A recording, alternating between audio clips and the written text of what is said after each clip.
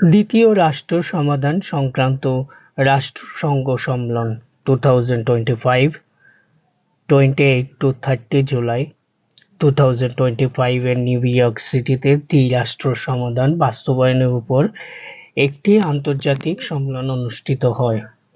সম্মেলনটি রাষ্ট্রসংঘের সাধারণ পরিষদের একটি প্রস্তাবের মাধ্যমে অনুমোদিত হয়, যা 2024 ডিসেম্বর 157 ভোটে গৃহীত হয়।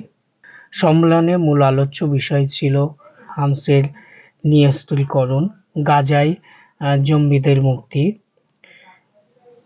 ফিলিস্তিনি কর্তৃপক্ষ সংস্থা এবং দ্বি-রাষ্ট্রীয় সমাধান বিবেচনা সহ সংঘাত পরবর্তী পরিকল্পনার বিষয়ে একটি ব্যাপকভাবে সমর্থিত আন্তর্জাতিক পরিকাঠামো তৈরি করা হয়।